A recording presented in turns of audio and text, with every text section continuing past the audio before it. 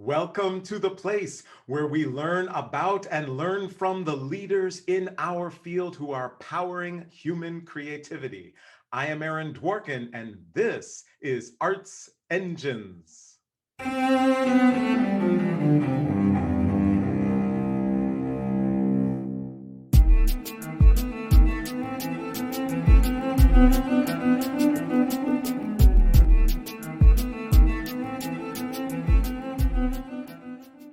Thanks again for joining me here on Arts Engines. Today's guest is Dr. James Gandre, president of the Manhattan School of Music.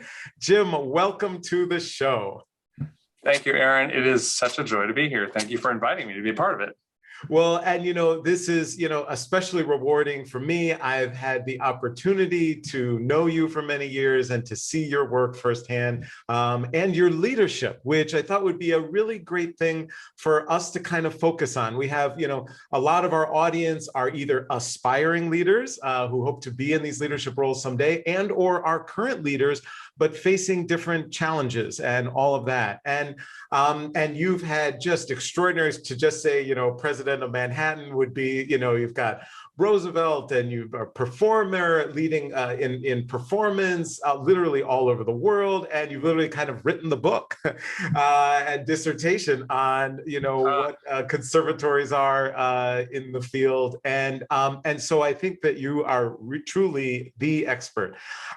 So I thought I would first kind of just start off with this sense about leadership when you're managing multiple points of view. And so what I mean by that is whether someone who's watching us is leading an orchestra or a community music school or a conservatory, public college, whatever it might be, that a lot of times you have these competing interests. You could have tenured musicians in an orchestra or tenured faculty. You have students, you have staff who are not tenured, et cetera. And that a lot of times the way in which you manage those different constituencies can be successful or can be rife with challenge. And so just wondering, kind of, as you look at that aspect, is there any kind of underlying principles you follow when you find that there are the competing interests and you have to lead and be respected by and engage with all of them and not just one of your constituencies? Mm-hmm. Well, I think I always say to aspiring administrators is that you should ask yourself over and over again, why is it important that I am the whatever, the vice president of this or the president of that or the CEO of this at that particular institution? Because I think if you can't answer that question for yourself, then I think you should likely look for another post. And I've heard so many artists say to young artists, if you can do something else, do it. Don't do this job. I don't always fully agree with that sort of black and white kind of line. But I would say the similar thing to a young administrator. You've got to do this because you have to do it, not because you can. And I've seen so many administrators say to me, well, this is the next logical step. Or I've gotten the experience, now I can do this.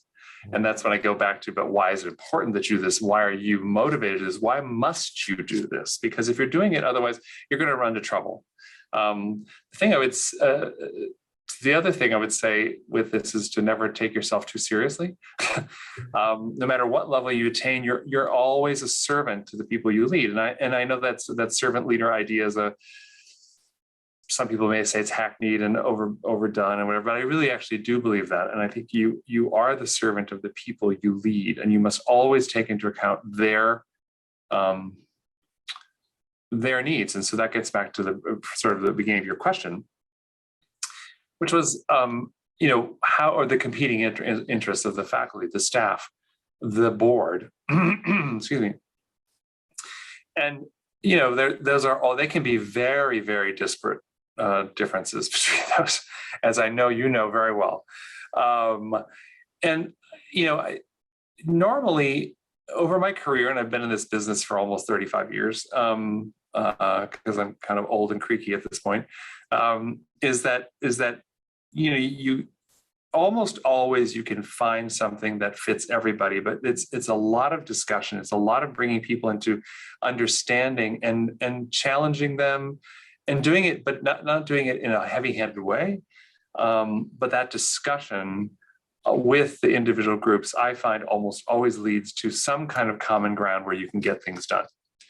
Awesome. Awesome. And I think definitely that finding, that common ground. And I love what you shared about needing that underlying purpose, that meaning. I've heard people talk about it with fundraising. They're like, oh, well, now I kind of learned how to fundraise and I know that's a part of this job. So now I can do it. And what I always talk about is, but what is really fundraising? And you have to look and say, what is going to, compel me to do the repeated, meetings and diligence, unless you know what it is you're fighting for. What is that mission? If you don't feel that drive to further your institution, then fundraising will not be a fun experience. Wondering, since fundraising, right, is always such a key part of so many leadership positions, any thoughts on that front? Sure. So I think fundraising, it's interesting. I've experienced people who come from fundraising machine institutions to another institution, like they were maybe associate vice president or something, and then they become vice president, and they're not nearly as good as they were at the previous institution, because I think sometimes their success was because of the institution in great part. And I'm not saying that's not taking away from their own skill, but each institution has its own thing and its own history of fundraising. So when institutions have had a history of bad fundraising, sometimes boards will look for this so-called great fundraiser, and they bring them in. They're going to send them to Nirvana, and they're all going to be happy and sit on Olympus. And and it often doesn't happen because, one, the person doesn't necessarily love the institution and really understand it. Two, you have to set up an institution for success. So, for instance, we have had here a history of not always the best fundraising. And so when I came, one of the things I had to do was to show that we were a winning proposition in every way, not just our history of producing some great artists, but really in how we function, how the budget works, how responsible we are, et cetera. And what's happened is, in the last 5 years, we've raised more money than we ever raised before.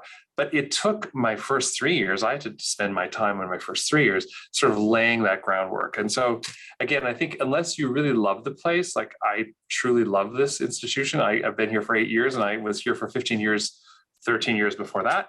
And I came back because I do have a passion for this place, what it's about, the people I serve. And so it was a great joy to come back and to do that work. And so fundraising has been a joy, but it wasn't always, we had to lay the groundwork to have it be successful. Yeah, and I so love that, is because like so many things, it's not a particular individual, and that role of a leader, if the infrastructure doesn't exist, to build that fundraising infrastructure. And then on top of that, you go and do the things that a leader would do. But absent of that infrastructure, it's going to be so difficult. I think that's such a great approach. So thinking about that type of approach, obviously, certainly what's been big in many leaders' minds this past year are all things DE&I. And so just wondering, right, there's certainly a lot of people I know who are either at institutions where they may not be in the top leadership role and feel frustrated about either a lack of change or evolution, those types of things, or are the leader and feel frustrated at the lack of pace of change, because whether it's the institution or the various constituency groups and the fact that they don't want to move, and you can be the leader but still not move things forward. Wondering your thoughts about actually bringing about substantive evolution for an institution related to DE&I. So 2 years ago, we started something we called the Cultural Inclusion Initiative. And part of that was to begin to have discussions with our faculty and our students about what inclusion meant and how they need to change the way they did things. So part of that was we created a curriculum sort of a restart curriculum group, which was to not just to put courses that represent underrepresented people, but to actually infuse inclusion throughout the curriculum.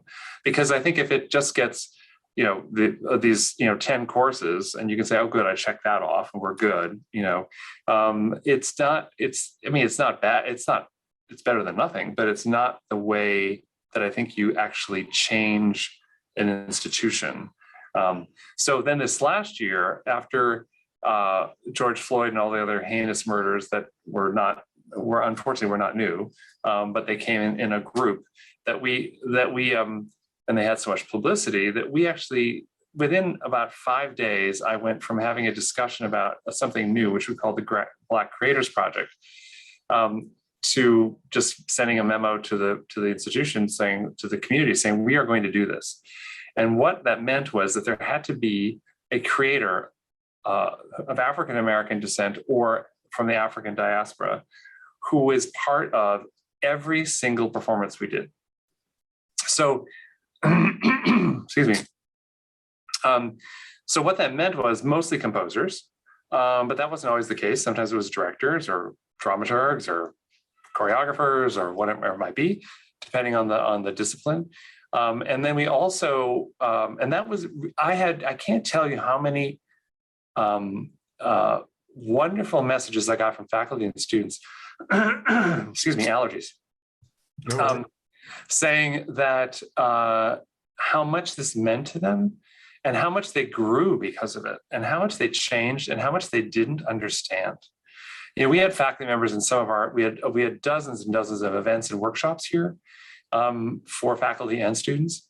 And so we had dozens and dozens of events and workshops here on the school, and which touch hundreds and hundreds of people within our community. Because we have a community of about 1,800 people with our faculty, students, staff, et cetera. And those, when I got those wonderful unsolicited emails from people or a stop in the hall that said, thank you for doing this. I was blind. I didn't see things. I know that I've done microaggressions and now I know better. And I feel so horrible that I did that. And at the same time, not vilifying them, because the reality is that was sort of, unfortunately, the norm. And so I think that this year, what we're doing is we're going to do what we had planned in the third year of our Culture Inclusion Initiative, which is to expand this to be Latinx, Arab, Asian, women, LGBTQI, so that, but looking perhaps more in departments so that, for instance, in classical music, it might be more Latinx and African-American, Black. In jazz, it might be women and LGBTQI because they're less represented in those. So not having a cookie cutter approach to every single genre, but saying where is there something that's lacking in these various places. Well, it's just extraordinary work. And I could just imagine if every, music school in the country was taking these steps within a few very short years, literally the landscape would look so different. So thank you for your thank you. In that area. So unfortunately, we're just about out of time, but I kind of always like to ask from our leaders, especially relating to leadership principles, these things can get tough, right? I'm sure, you get pushback on some of the leadership things you're doing. Where do you draw on for strength, for inspiration in the toughest of times? So there are really two things.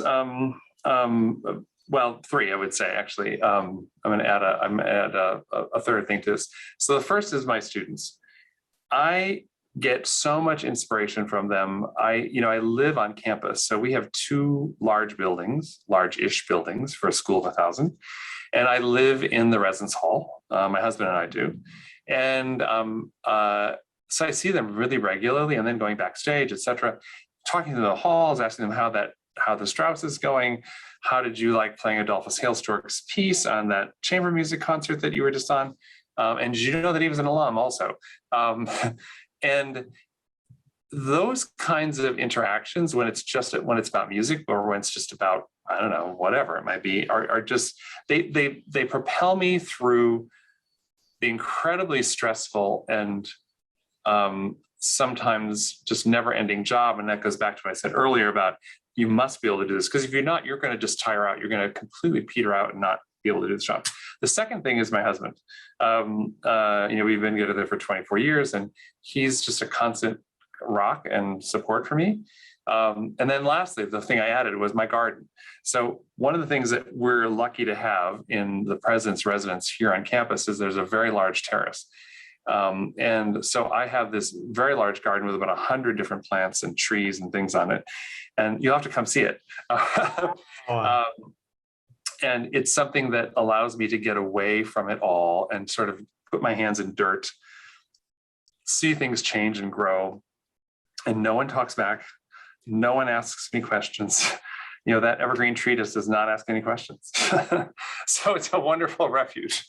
Wow. Well, that sounds totally, totally amazing. And I know on my home front, Ava loves her garden, which has tripled in size since the pandemic. So yes, definitely. Well, Jim Gandre, you truly are one of the arts engines who is powering human creativity in our world. Thank you so much for being on the show. Thank you, Aaron. Thank you for everything you're doing.